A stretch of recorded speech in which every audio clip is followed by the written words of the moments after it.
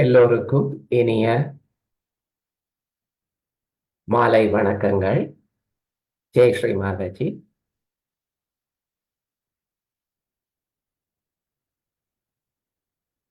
இன்றைய தியானத்தை நாம் நமது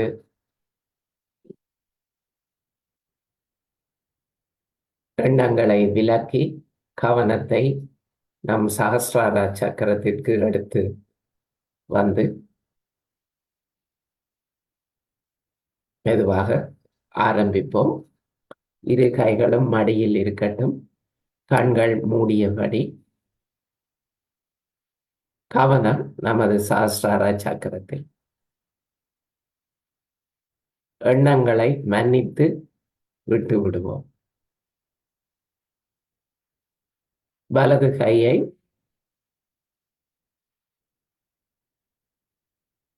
நமது ஆத்மாவின் இருப்பிடமான இடது பக்க இருதய சக்கரத்தில் வலது கையை வைத்து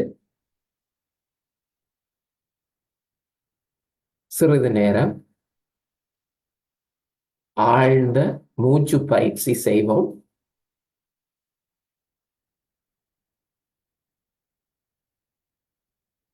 இதன் மூலம் நமது கவனத்தை நம் வெளிப்புறத்தில் இருந்து எடுத்து நம் உள்முகமாக நாம் உச்சந்தலையில் நிலைப்படுத்துவோம்.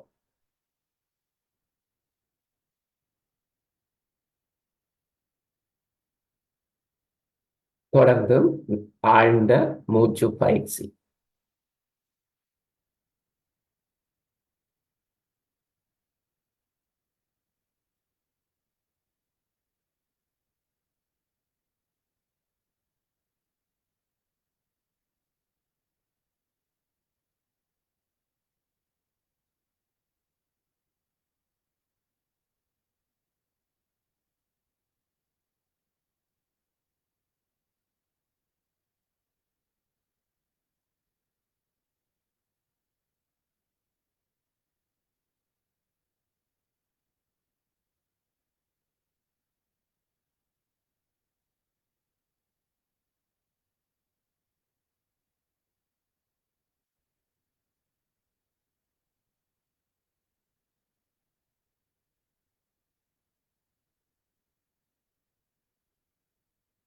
இப்போது வலது கையை இருதயத்திலிருந்து எடுத்து மீண்டும் மடி மீது வைத்து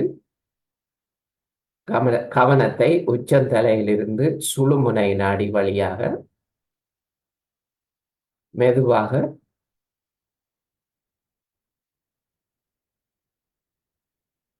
நம் மூலாதார சக்கரம் முதலாவது சக்கரத்திற்கு எடுத்து வருவோம். கவனம் நன்றாக உள்ளே இருக்கட்டும். அப்படியே உச்சந்தலையிலிருந்து அதை நடு நாடி வழியாக நாம் முள்ளந்தண்டு அடிப்பாகத்தில் இருக்கும் மூலாதார சக்கரத்திற்கு எடுத்து வரும்.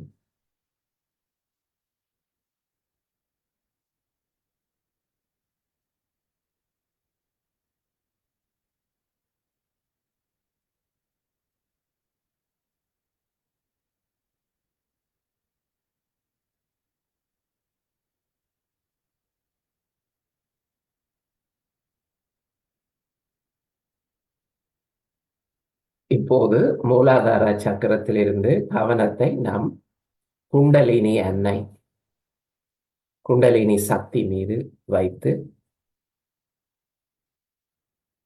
அன்னையை நம்முள் எழுந்தருளுங்கள்.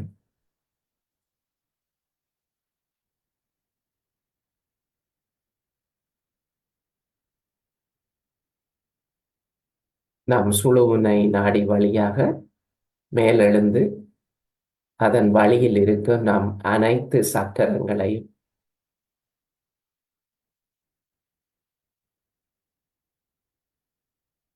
சுத்தப்படுத்தி ஒளியூட்டி சக்தி தந்து எம்மை சகஸ்ராரத்தில் தியான நிலைக்கு எடுத்து செல்லுங்கள்.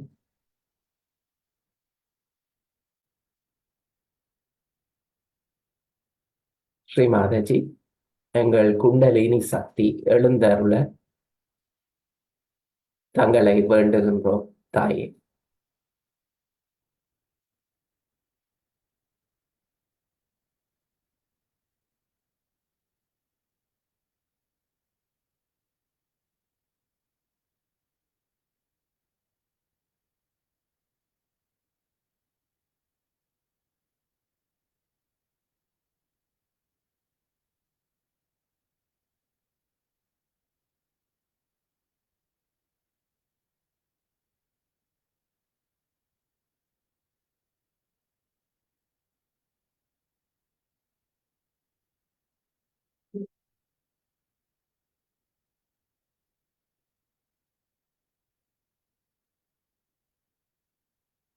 இந்நிலையில் கண்களை திறந்து வீடியோ மூலமாக நம் குண்டலினி சக்தியை கூட்டாக எழுப்பி கவசம் இட்டுக்கொள்வோம்.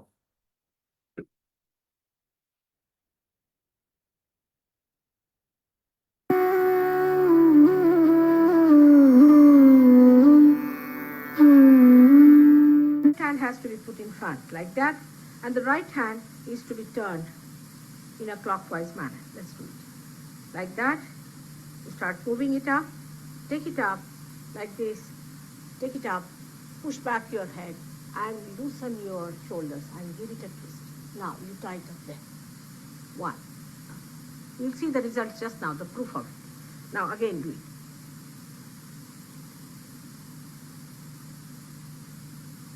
Take it up, push back, give another time.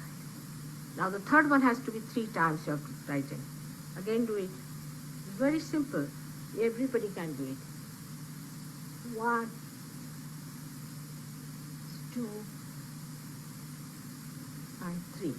Like this. And give a kind of a protection to your aura. Now 1, this one protection to the 7 centers, so 7. Then 2, then again the 3, then the 4, then the 5, all the centers, then to the 6, and then to the 7.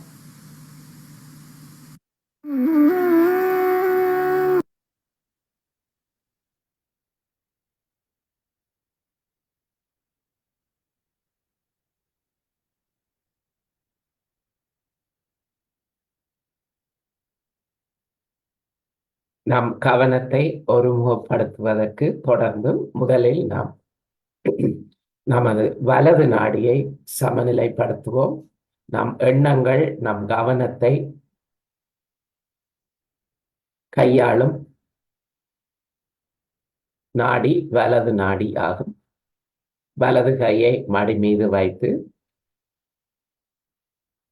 இடது கையை முதலில் நம் கல்லீரலில் வைப்போம். வலப்பக்க வயிற்றின் மேற்பாகம்.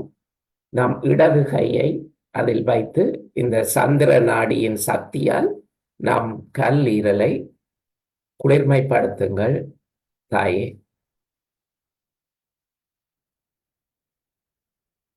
கல்லீரலில் நம் சிந்தனைகள் செயல்களால்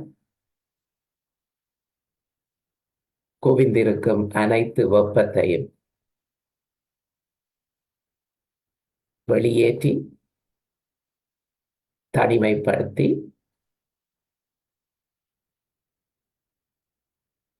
நம் கவனத்தை தூய்மைப்படுத்தி அருளுங்கள்.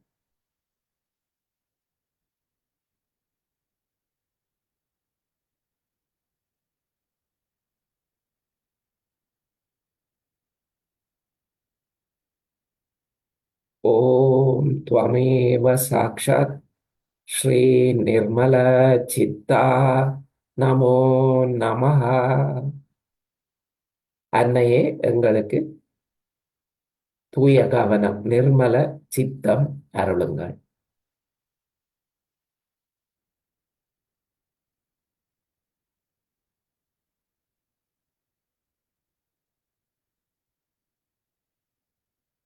இப்போது இடது கையை கல்லீரலில் இருந்து எடுத்து ஆகாயத்தை நோக்கி செலுத்துவோம்.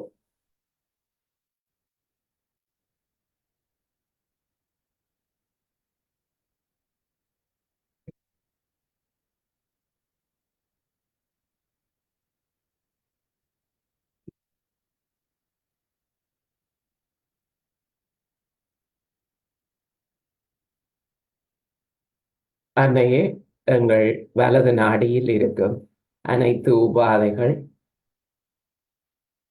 சமநிலையை பாதிக்கும் காரணிகள், இவை அனைத்தையும் இந்த பஞ்சபூதங்களில் ஒன்றான ஆகாயத்தின் வழியாக வெளியேற்றி விடுங்கள்.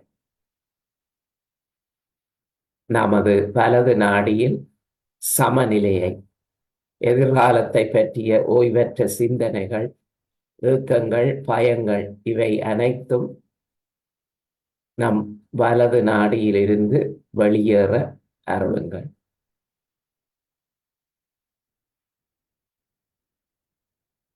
அவற்றின் பாதிப்பிலிருந்து நம்மை சமநிலைக்கு எடுத்துச் செல்லும்.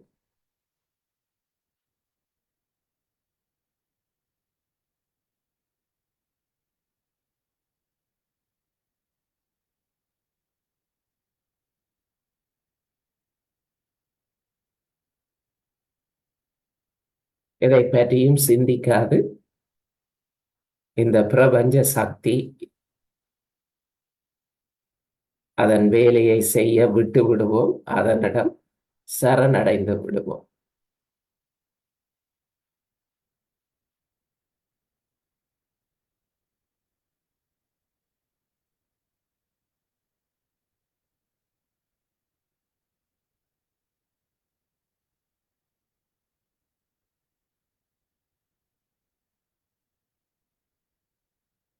இப்போது இடது கையை மடி மீது வைத்து நமது இடது நாடியை இப்போது சமநிலைப்படுத்துவோம். வலது கை தரையில் பூமி தாய் மீது பதியட்டும். இடது கை அடி மீது இருக்கட்டும்.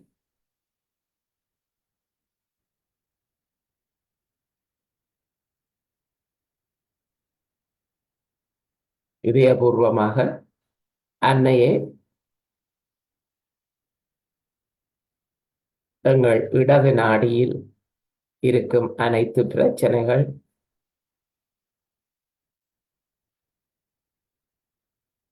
கடந்த கால பாதிப்புகள், நம் மமகாரம், பழக்க வழக்கங்கள், இவை அனைத்தையும் நீக்கி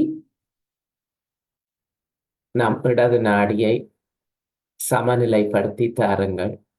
எங்களுக்கு தூய இச்சை, தூய விருப்பம், இச்சா சக்தி நம் இடது நாடியில் நிலை பெற அருளுங்கள்.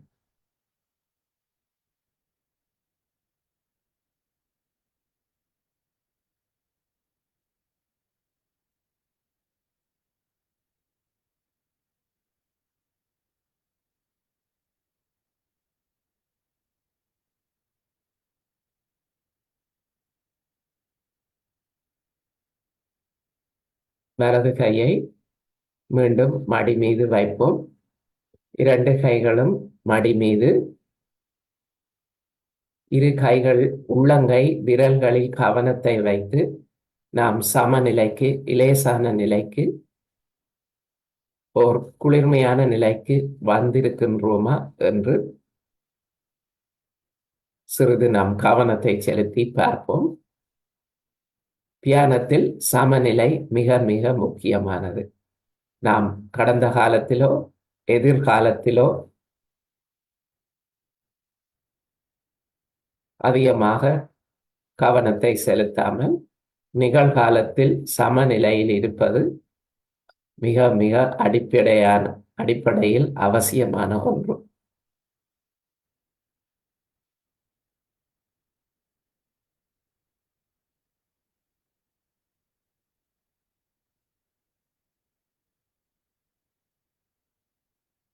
அந்த நிலைக்கு இன்னும் வராவிட்டால் நாம் பிரார்த்திக்கலாம், அன்னையே எங்களை சமநிலைப்படுத்துங்கள்.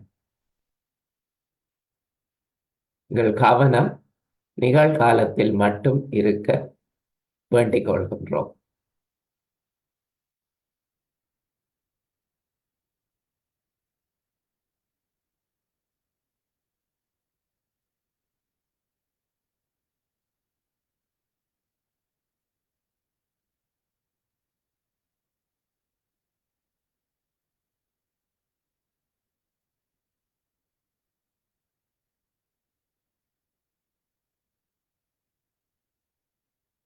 கவனத்தை மூலாதார சக்கரத்தில் வைத்து தொடர்ந்து நாம் ஒவ்வொரு சக்கரம் வழியாக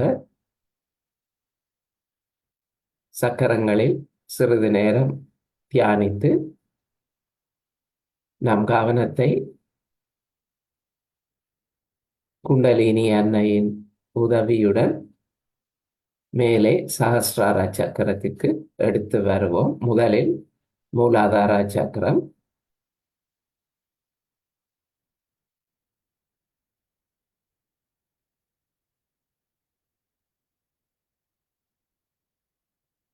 ஸ்ரீ மாதாஜி, நம்முள் மூலாதாரத்தின் பண்புகளான கள்ளம் கபடமற்ற குழந்தைத்தன்மை,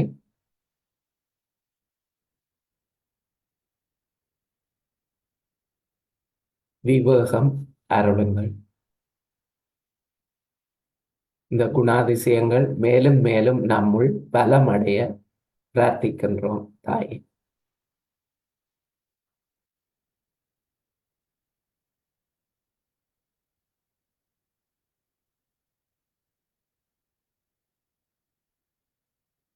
இரண்டாவது சக்கரமான சுவாதிஸ்தான சக்கரம் நம் வயிற்றின் அடிப்பகுதியில்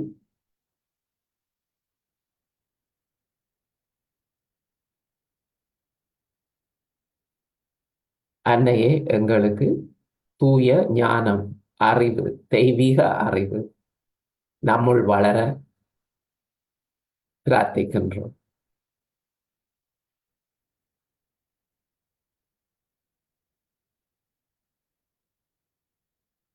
நமது சுவாதிஸ்தான சக்கரத்தை நாம் பெருவிரல், தம் பெருவிரலில் உணரலாம். கவனத்தை சற்றே பெருவிரல்களில் வைத்து, கையின் பெருவிரலில் வைத்து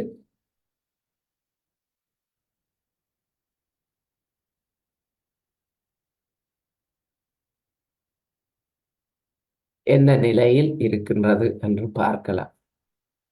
சூடு வெப்பமற்ற ஒரு சமநிலையில் இருக்க வேண்டும். இரண்டு பெரிய விரல்களும்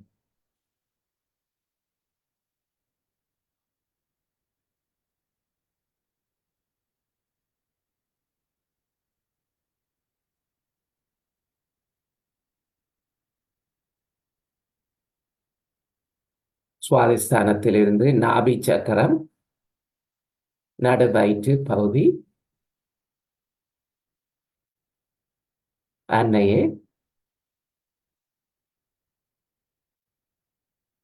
நம் உலக வாழ்வில் அமைதியையும் திருப்தியையும்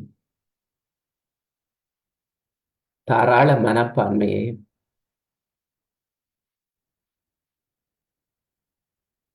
தாருங்கள்.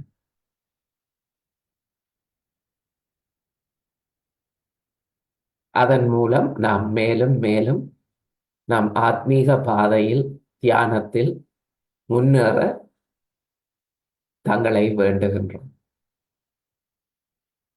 நம் வாழ்வில் திருப்தி இல்லாமல் நாம் ஆத்மா முன்னேற்றத்தை அடைய முடியாது. அந்த திருப்தியை தாருங்கள் ஸ்ரீ மாதாஜி.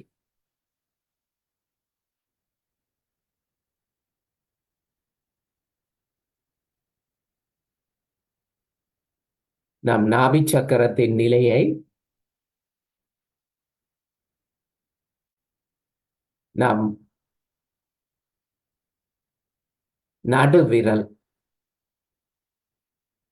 நடுவிரல்களில் இடது வலது இரண்டு கைகளிலும் நடுவிரலில் நாபி சக்கரத்தின் நிலையை நாம் அறிந்து கொள்ளலாம்.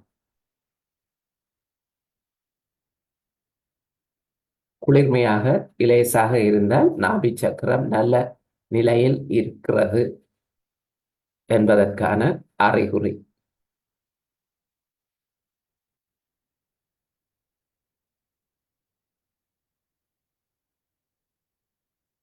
நாம் நாபியை சுற்றி இருக்கும் பவசாகரத்தில் கவனத்தை வைத்து, ஸ்ரீ மாதாஜி, நமக்கு நாமே சுயம் குருவாகும், நம்மை நாமே ஒழுக்கப்படுத்தும் திறனை தாருங்கள்.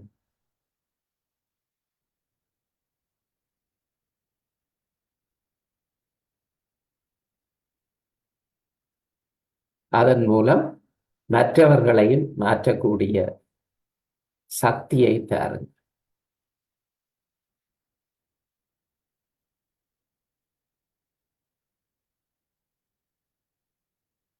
பவசாகரத்திலிருந்து கவனத்தை நம் மைய இருதய சக்கரத்தில் வைப்போம்.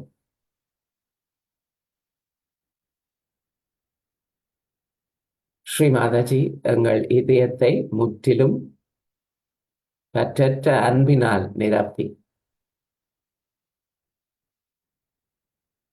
இதய சக்கரத்தை முழுமையாக திறந்து தாருங்கள்.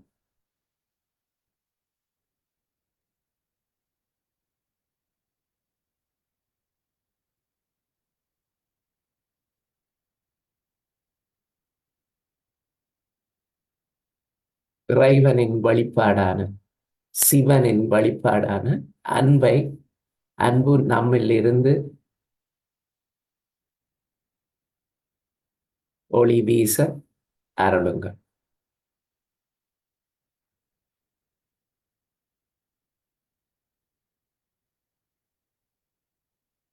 நம் இருதய சக்கரத்தின் நிலையை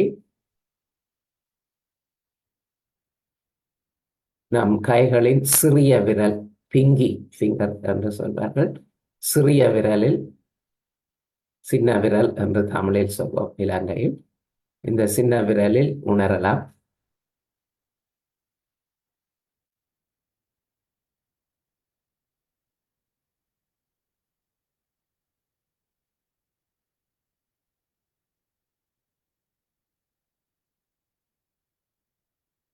கவனம் இதய சக்கரத்திலிருந்து தொண்டை பகுதியில் இருக்கும் விஷுதி சக்கரத்திற்கு வரட்டும்.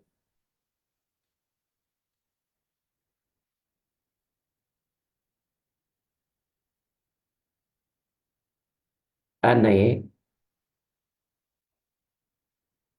நாம் இந்த பிரபஞ்ச சக்தியின் ஒரு பகுதி என்னும் கூட்டு விழிப்புணர்வு, சாட்சி பாவ நிலை. எந்த நிகழ்ச்சியும் நம்மை அதிகளவு பாதிக்காத ஒரு நிலை.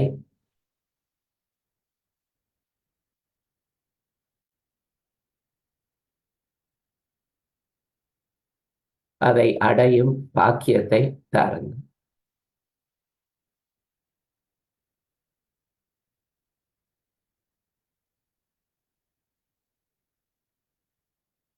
நம் விஷூதி சக்கரத்தின் நிலையை நம் இரு கைகளிலும் உள்ள ஆட்காட்டி விரல், இண்டெக்ஸ் ஃபிங்கர், ஆட்காட்டி விரலில் உணரலாம்.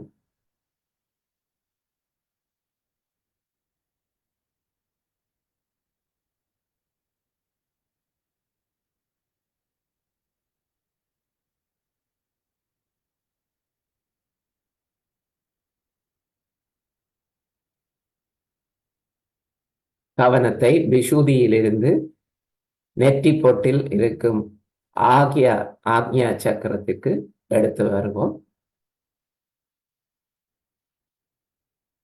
அன்னையே, நம் அகங்காரம், மமகாரம் இவை அனைத்தையும் சரணடைந்து அனைவரையும் அனைத்தையும் மன்னிக்கின்றோம். எங்களையும் மன்னித்தருளுங்கள். நம் ஆக்ஞா சக்கரம் முற்றிலுமாக திறந்து நம் குண்டலினி சக்தி சகஸ்ராரத்தை அடைய அருளுங்கள்.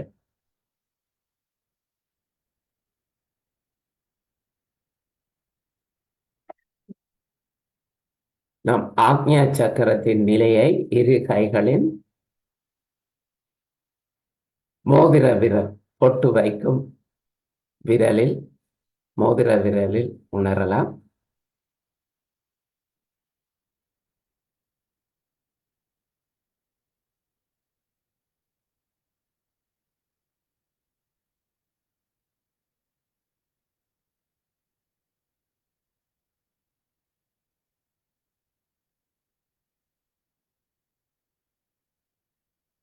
கவனத்தை ஆக்ஞாவிலிருந்து நாம் சகஸ்ராரம் உச்சந்தலையில் வைப்போம்.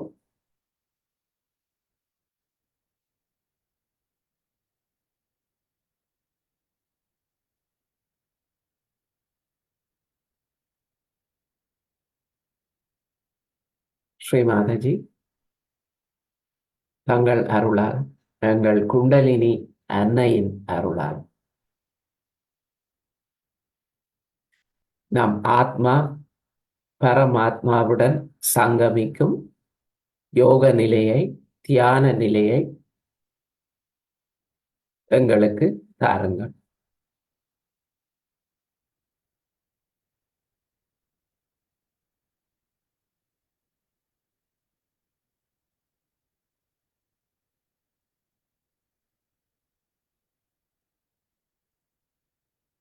நாம் 3 தடவை கூட்டாக ஓம் என்ற மந்திரத்தை உச்சரிப்போம். மூச்சை நன்றாக இழுத்து உள்ளிழுத்து இந்த மந்திரத்தை உச்சரிக்கலாம். உச்சரிக்கும் போது நம் கவனத்தை மீண்டும் மூலாதார சக்கரத்திலிருந்து சகஸ்ரார சக்கரம் வரை எடுத்து வருவோம். ஓ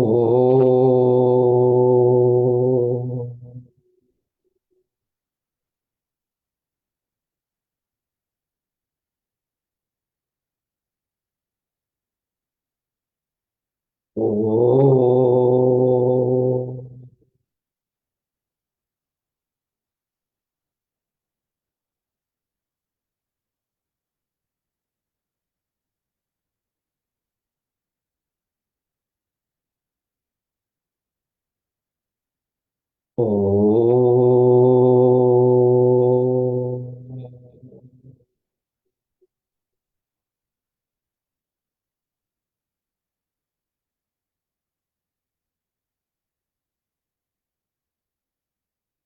கவனம் முழுமையாக சகஸ்ராரத்தில் வைத்து ஒரு நிமிடம் அமைதியாக தியானிப்போம்.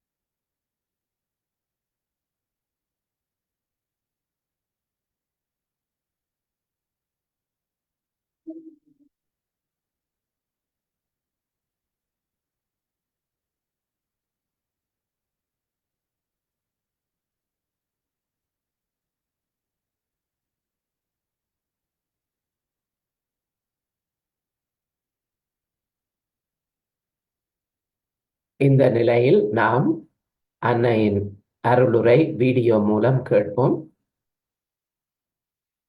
வரும் ஞாயிற்றுக்கிழமை 5ஆம் தேதி சகஸ்ரார தினம், சகஸ்ரார பூஜை வருகிறது. இன்றைய அருளுரை ஒரு சஹஸ்ரார பூஜை அருளுரை. அதை நாம் இப்போது கேட்போம்.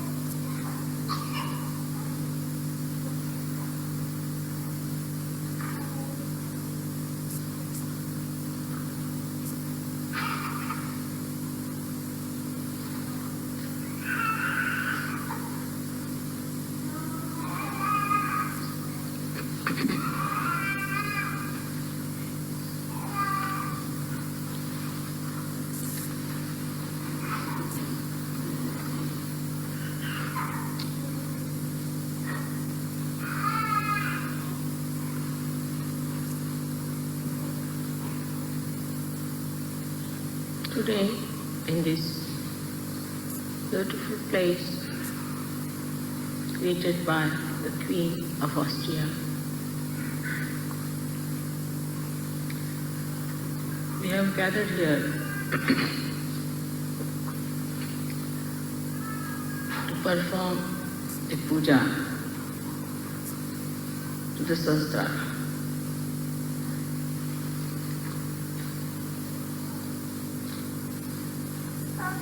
When we enter into the realm of Sahasrara, then only we have right to do the Sahasrara. Before this, nobody talked about Sahasrara. Nobody did any puja to Sahasrara. This is your privilege that you are in the realm of Sahasrara and that you can do this puja. Perform it. It's your right. You are chosen for this. It's a very privileged place for you to enter into the Sahasrara of the Virat, to reside in the brain as cells of that Sahasrara.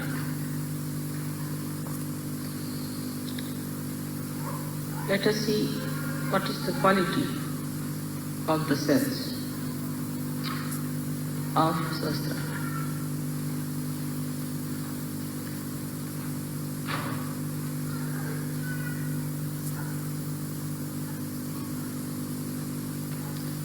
These are specially created cells through the working of the Swadhisthana. Passing through all the chakras, when they arrive at Sahasrara, they are equipped to handle the brain's activity without getting involved into other elements in the body.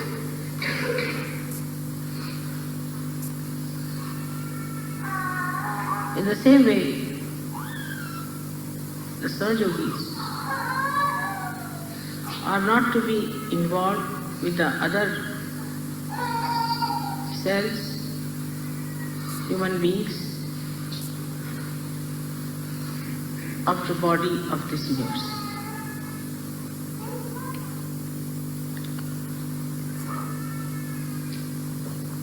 The first thing that happens to a Sahajogi at the Sahasrara level, that he becomes beyond Atit. So many things he transcends. Kalatit, he goes beyond time. Time is his slave. If you have to go somewhere, then suddenly you discover that everything is working about the same time when you are able to do it. Like you are, say, to catch a train, and you arrive late at the station, you find the train is late for you.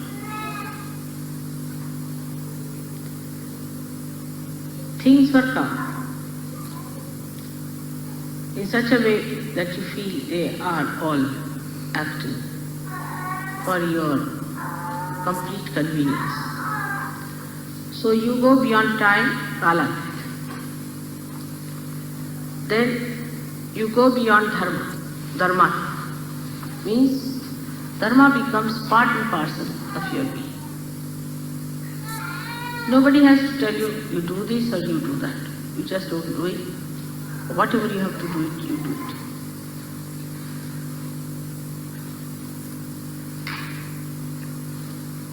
When you go beyond all these dharmas that are the human dharma is that his attention gets attracted either with lust, greed, at something, and then he cannot pull out his attention. But now the attention becomes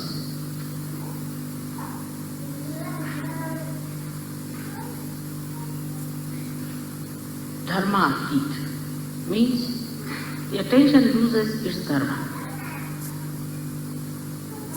The dharma of the attention are such that we have to put the dharmas taught by the prophets to control them.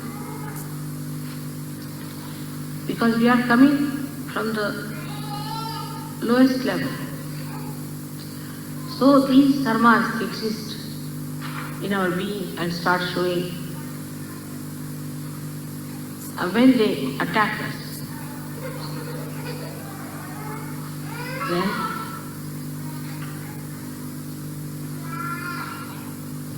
we have to have some measures to control it.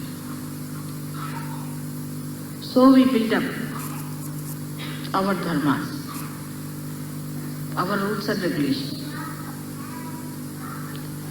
and control them, the dharmas which have come to us from lower conditions. This is the greatness of human beings, that they have made their own dharmas established on top of the lower dharmas. Like carbon has, say, 4 valencies. It has to be in 4 valencies. It acts according to the 4 valencies. It cannot make it 6. But human beings can make those balances established which are supposed to be representing the human dharma, the Manav dharma. But with the Sahasrara ascent, the attention loses that quality. Means you don't have need, there's no need to put dharmas, restrictions upon yourself. You don't have to discipline, but you get disciplined automatically. That is the first sign of a person who is belonging to Nirmal religion. That is pure. Attention doesn't get attached or attacked by anything whatsoever. It is so pure. Like the lotus leaf, the water doesn't stay on it.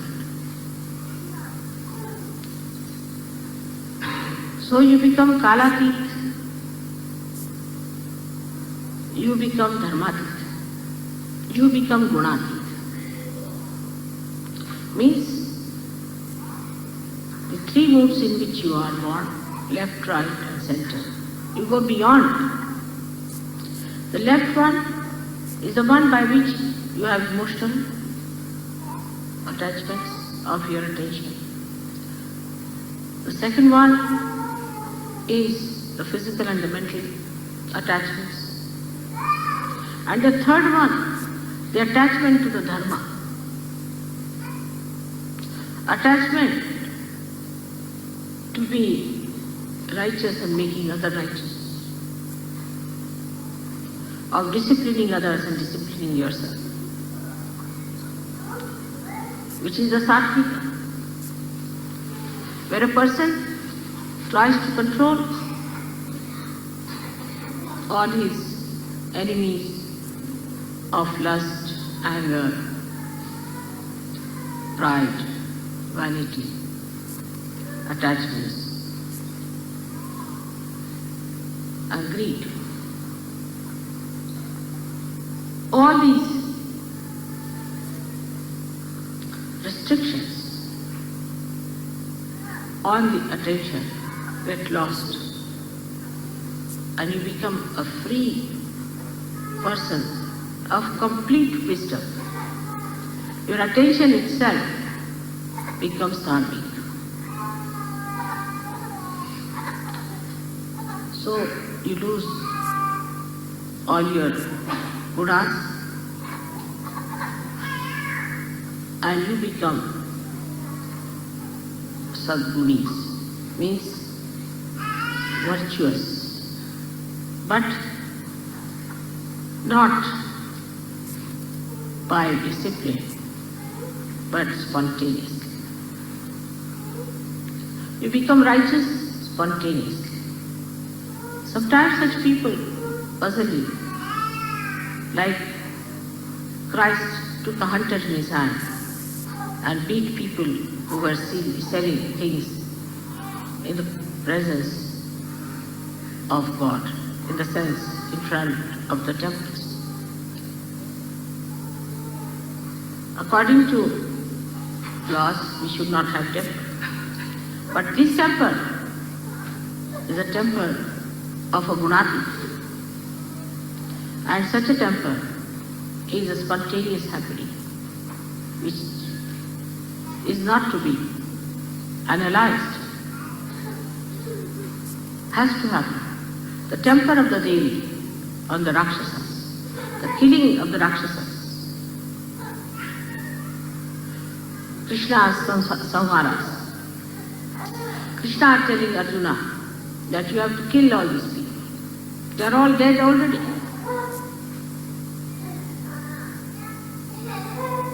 They all get explained because you go beyond. So it's the thief beyond conditions arise. Only the one who can control is beyond. The one who is in it cannot control it. If you have to pull out the ship, you have to be on the shore. The one who has gone beyond can only do that. So you go beyond, that is a thief.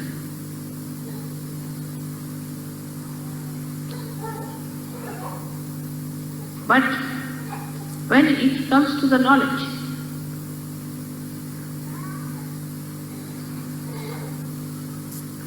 about such a person, you cannot think, because such a person is beyond thinking. You cannot describe. because such a person cannot describe. You cannot say why Socrates agreed to take the poison. Why Christ agreed to get crucified. That's beyond human comprehension. That's how you behave beyond human comprehension, and you are not to take certificates from human beings. Your certificates come from God Almighty and not from these human beings who are at a lower level. It would be like a dog writing about human beings.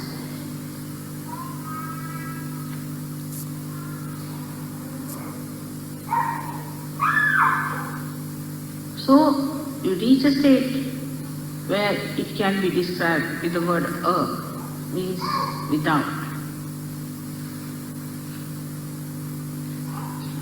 Without. So such a person is without thought. He doesn't think.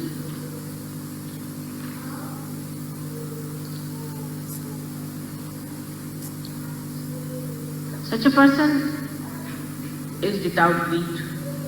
Such a person is without lust, devoid of.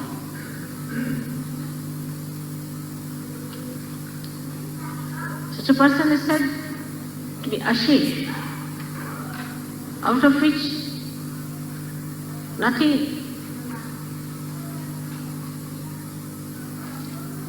is left out. Like when you want to make a vacuum,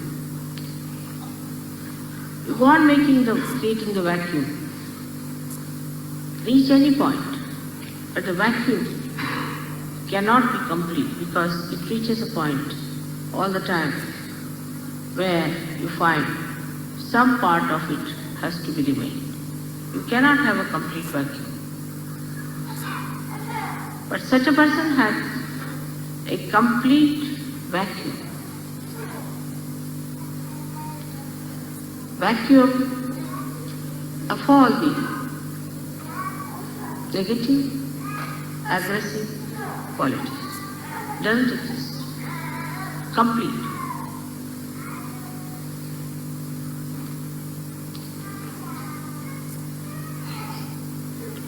Such a person is eternal being. Nobody can kill. Nobody can harm. Nobody can hurt. The anger of anyone or respect of anyone does not touch such a person. He is not disturbed by insults or non-insults. He is not related by praises.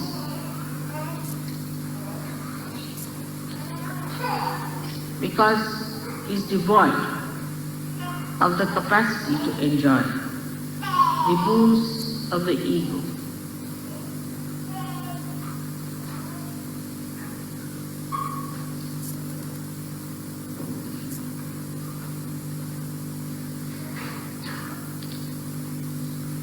So the third state where he reaches,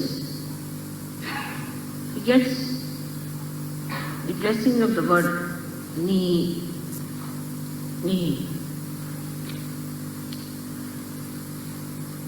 Ni is the first word of my name. But in Sanskrit, when you combine it with mala, then it becomes nirmala. But the word is nihi. Ni which shakes little. Ni. That means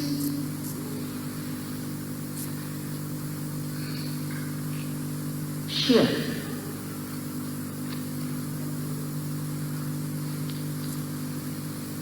or when a R is added to it. But the first ni means without, devoid, and nira means sheer.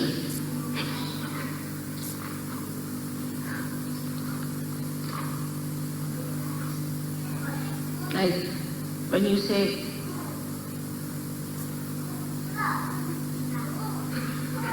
Nirananda, Niran, sheer earth, sheer joy, Kevala, the only, there's nothing but joy. But this word is used, Niran, or ni, used in two forms as I told you. One for saying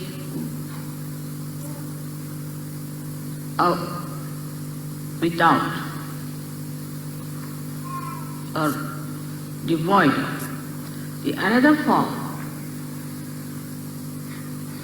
is the only, absolute.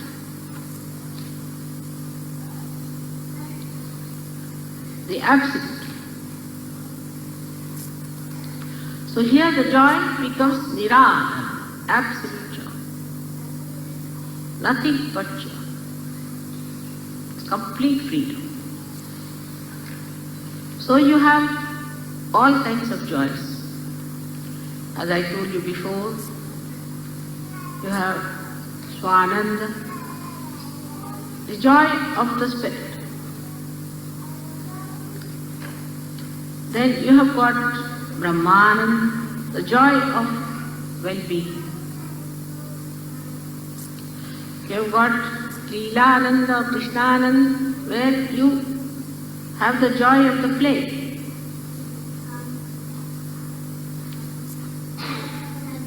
But when you reach the state of Sahasrara, it is Nirananda, means sheer, absolute joy. Though the name Nira is my name, it means absolute. So when you put such an adjective before anything else, it becomes absolute.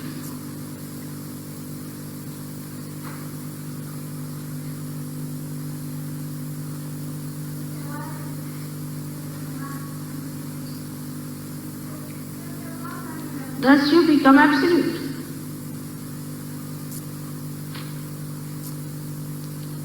And when you are at that state of absolute, then there is no place for anything else to be there but yourself.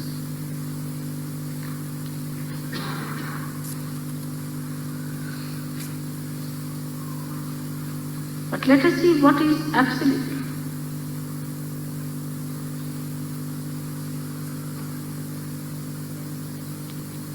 That means it is not relative. It has no relative quality. Absolute cannot be compared. Atulaniya, it cannot be. It cannot be related to anything. It is absolute.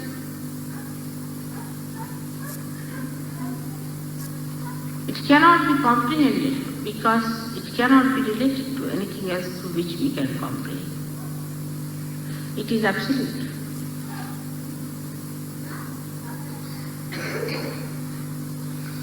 Whatever way you try to know it, you go away from absolute.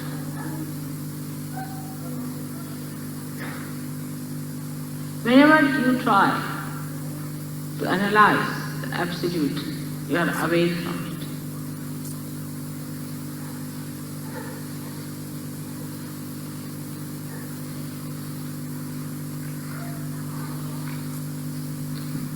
So this is what at Sahasrara you get Nirana. In different stages of Sahaja Yoga, we had to start from Sharira Ananda, means the Ananda of the body. Manasa Ananda, the joy of the Manasa is the sight.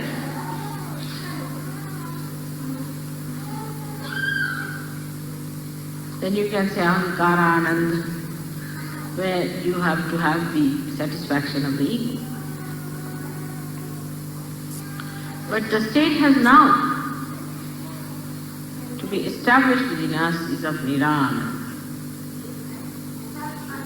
Then what is the question of fear?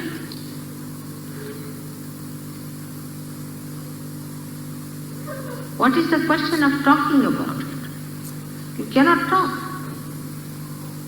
Because how will you relate it? I cannot say it is like this, it is like that. There are no words for absolute truth. Only by negation, not this, not this, not this, what remains is absolute.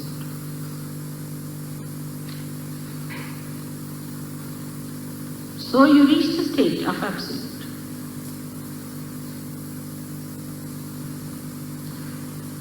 And that is the stage where complete communication is established. And in that communication, you have nobody else but the absolute within you.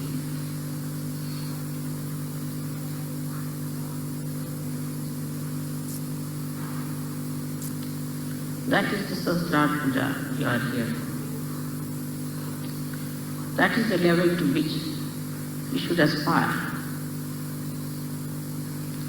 That should be the ascent which should be established within ourselves. We don't have to go to Himalayas. We don't have to do anything drastic. Remaining in this world, we have to become the absolute, the only, Kevalam.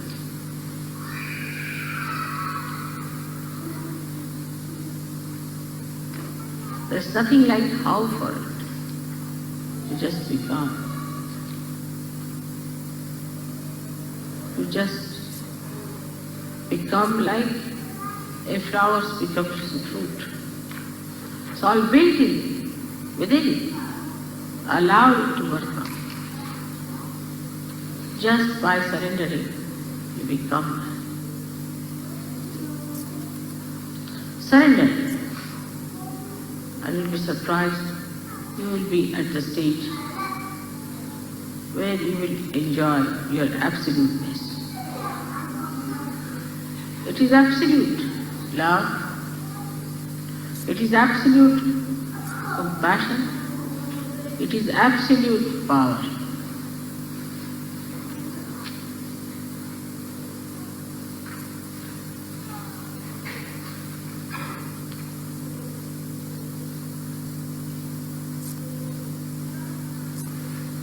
The words stop, the description stops.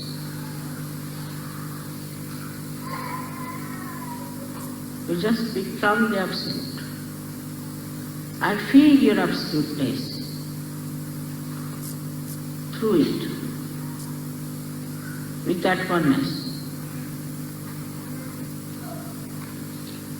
If somebody is not with you, you don't worry. There's no company needed. You're alone, enjoying the absolute.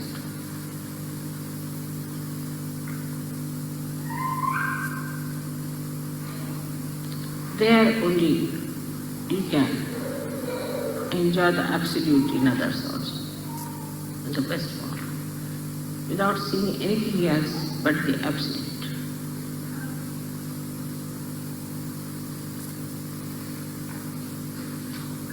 May God bless you.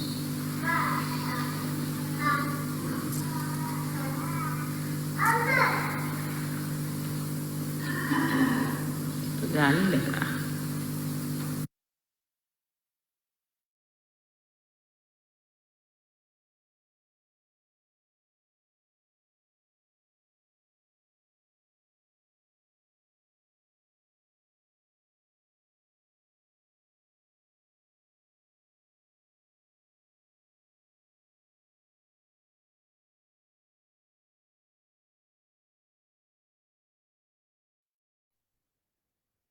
சிறிது நேரம் தொடர்ந்தும் அமைதியாக முழு கவனத்தையும் சஹஸ்ரார சக்கரத்தில் வைத்து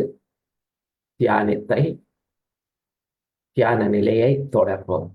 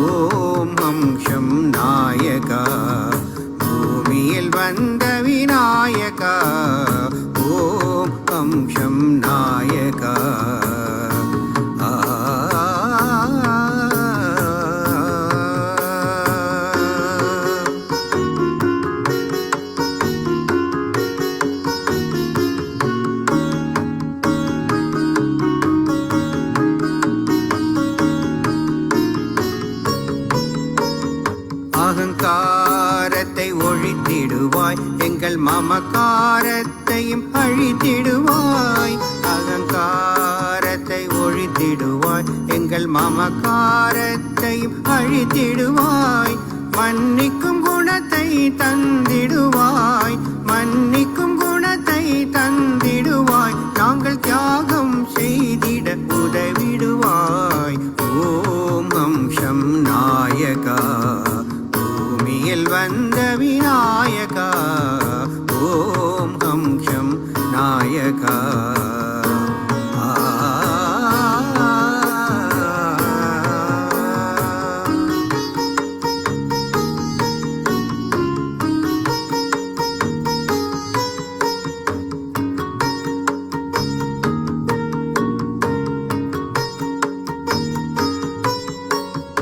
ஆக்ஞா சக்கரத்தின் அதிபதி, நீ ஸ்வர்க்கத்தில் என்றும் நீதிபதி. ஆக்ஞா சக்கரத்தின் அதிபதி, நீ ஸ்வர்க்கத்தில் என்றும் நீதிபதி. நிர்விசாரத்தை தந்திடுவாய், நிர்விசாரத்தை தந்திடுவாய். நீ அகிலம் போற்றும் பாலகா.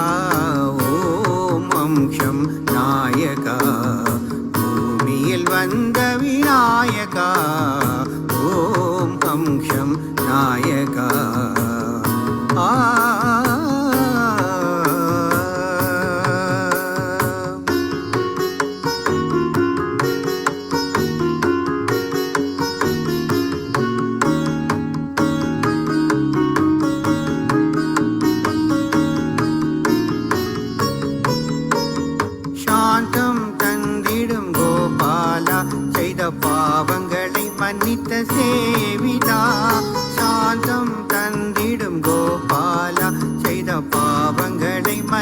சேவிதா மகாலட்சுமியின் மைந்தனையா மகாலட்சுமியின் மைந்தனையா நீ ஆதிசக்தியின் செல்லமையா ஓம் அம்சம் நாயகா பூமியில் வந்த விநாயகா ஓம் அம்சம் நாயகா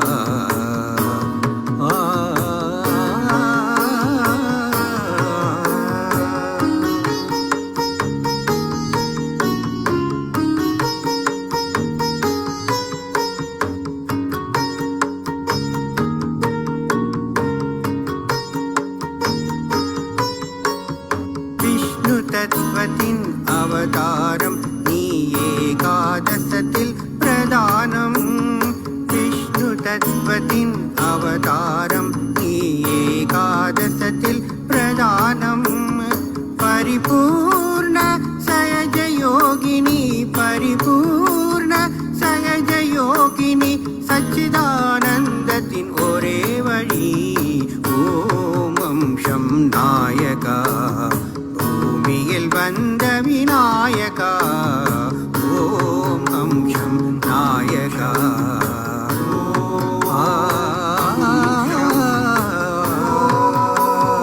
அம்சம் ஓம் அம்சம்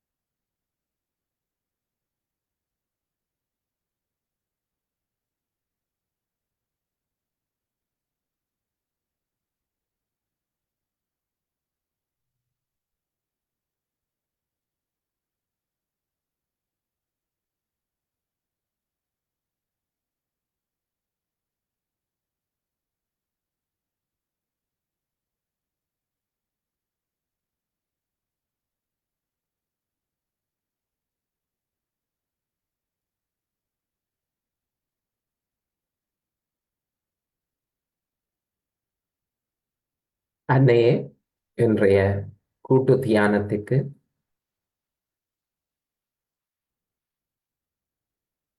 தங்களின் ஆசி கிடைத்தமைக்கு எங்கள் மனப்பூர்வமான இதயபூர்வமான நன்றிகள், வணக்கங்கள்.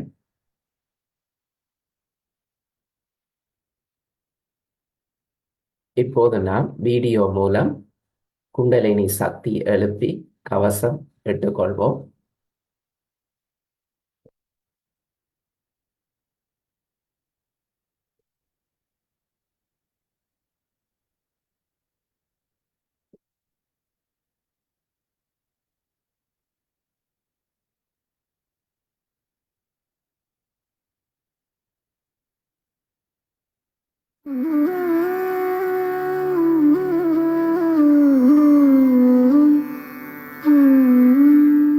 Hand has to be put in front like that, and the right hand is to be turned in a clockwise manner. Let's do it.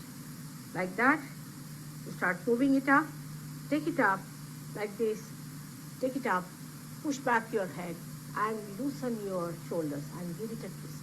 Now you tighten up there. One. You'll see the results just now, the proof of it. Now again do it.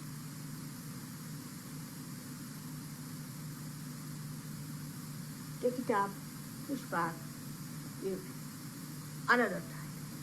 Now the third one has to be 3 times you have to tighten. Again do it. It's very simple. Everybody can do it. 1, 2, and 3. Like this. And give a kind of a protection to your aura. Now 1, this one protection to the 7 centers, so 7. Then 2, then again the 3, then the 4, then the 5, all the centers, then to the 6, and then to the 7.